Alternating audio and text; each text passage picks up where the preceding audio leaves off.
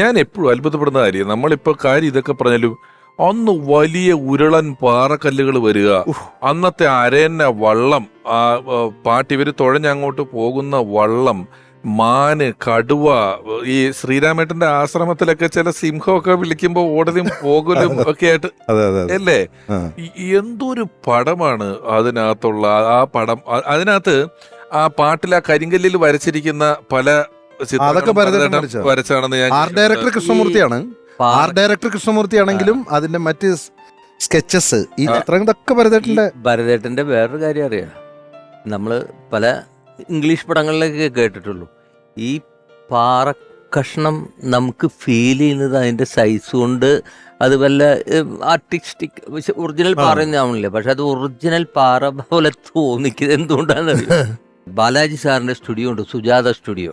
അവിടെയാണ് ഇതിന്റെ മിക്സിംഗ് നടക്കുന്നത്. ഞാൻ വേറൊരു പടത്തിന്റെ വർക്കിന് അവിടെ ചെന്നപ്പോ ഭയങ്കര പാറകല്, വലിയ ഉരുളൻ കല്ലുകൾ സ്റ്റുഡിയോന്റെ ഫസ്റ്റ് ഫ്ലോറിലേക്ക് ഇടുക ഭരതേട്ടൻ, ഈ ശബ്ദം എടുക്കാൻ വേണ്ടി കൊടിയുന്ന ഉള്ളില് ലക്ഷ്മി നാരായണൻ. അല്ല, അത്രയും നാച്ചുറൽ ആയിട്ട് ചെയ്തിട്ടുണ്ട്. അതുകൊണ്ടാണ് യു ഫീൽ ദാറ്റ് ആ റോക്കൊക്കെ വീഴുന്നത് നമുക്ക് തോന്നിക്കുന്നത്. ഭരതേട്ടന്റെ ഫ്രെയിമിങ്ങിനെ കുറിച്ച് പറയുമ്പോൾ വ്യക്തമായ ധാരണയുണ്ട്. അപ്പൊ അന്നത്തെ ഈ വൈശാലിയൊക്കെ ഇറങ്ങിയ സമയത്ത് ഈ സിനിമാസ്കോപ്പ് വന്ന സമയമാണ്.